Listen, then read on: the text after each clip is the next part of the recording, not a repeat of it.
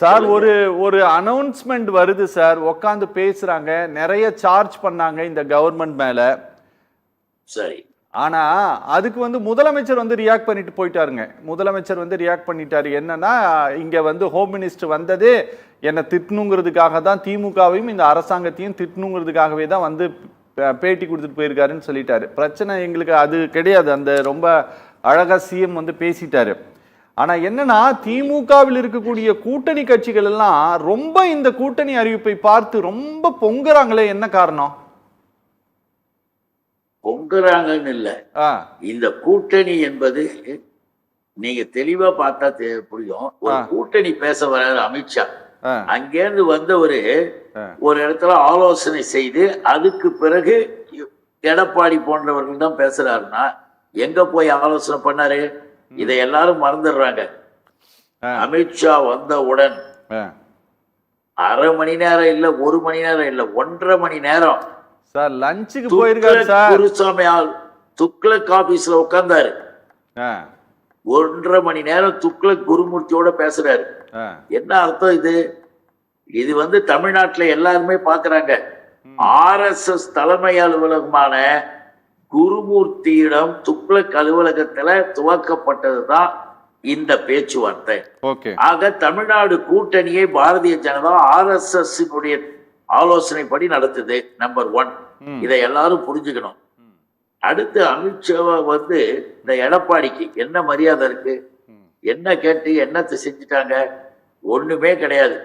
ஏற்கனவே டெல்லிக்கு வரவழைச்சு டெல்லியில பேசும்பொழுது வெளியில வந்து எடப்பாடி, நான் கூட்டணியை பத்திலாம் நாங்க பேசல, நான் வந்து மாநிலத்தை பத்தி பேசுறேன் அப்படின்னு ஒரு ரீல விட்டு பொய், தொடக்கத்திலேருந்து பொய். ஆனா மறுநாளே அமித்ஷா அதை கிளியர் பண்ணிட்டார். இல்ல இல்ல, நாங்க வந்து கூட்டணி பத்தி தான் பேசணும். அதே நேரத்துல கூட்டணியை பத்தி அங்க அறிவிக்கல.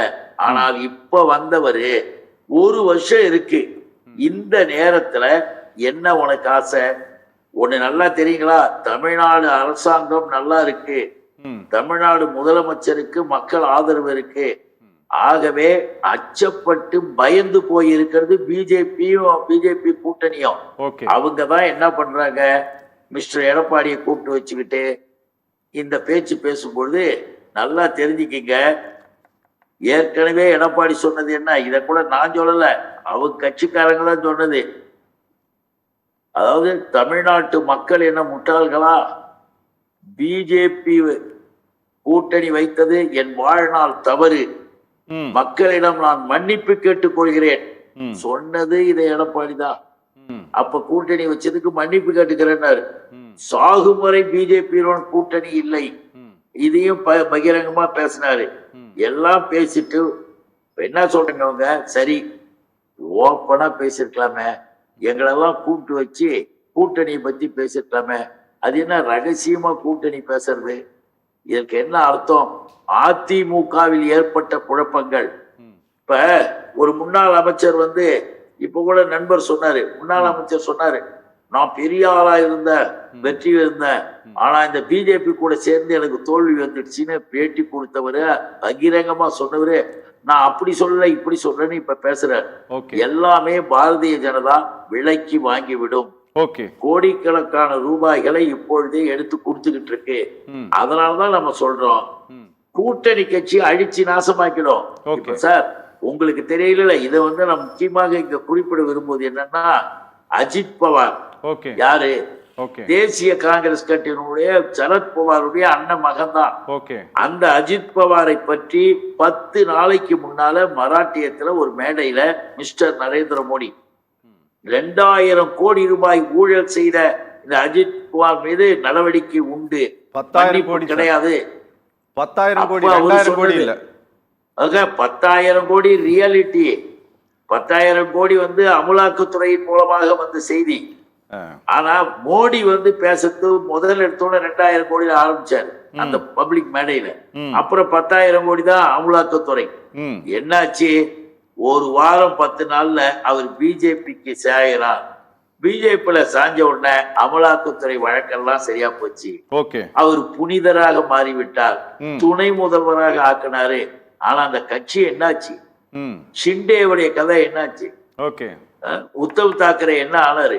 ஓகே. இந்து இந்து இல்ல சார், நம்ம இதை புரிஞ்சுக்கணும். இந்து இந்துன்னு சொல்லி நாங்க தான் இந்துவை காப்பாத்துறோம்னு சொல்லி இந்து மதத்தின் மீது மிக தீவிரமான நம்பிக்கை வைத்து மக்களிடம் பெயர் பெற்றிருந்த சிவசேனாவை உடைச்சு தூளாக்கியது பிஜேபி. ஆக மதம் என்று சொல்வது கூட இவர்கள் அரசியல் பார்வையில் உடைப்பார்கள். தமிழ்நாட்டுல எங்க அரசாங்கத்துக்கு தொல்லை கொடுக்கணும், எங்க தலைவர் முதல்வருக்கு கஷ்டம் கொடுக்கணும்னு நினைக்கிறாங்க. எழுதி வச்சுக்கீங்க.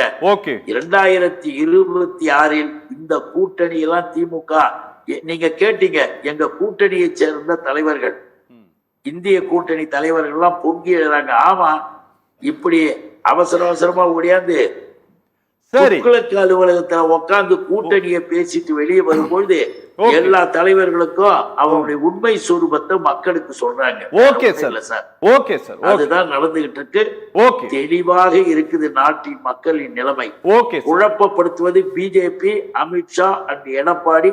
எடப்பாடியினுடைய நிலைப்பாடு இன்றைக்கு 0. அதை மட்டும் புரிஞ்சுக்கணும். Okay sir. ஓகே.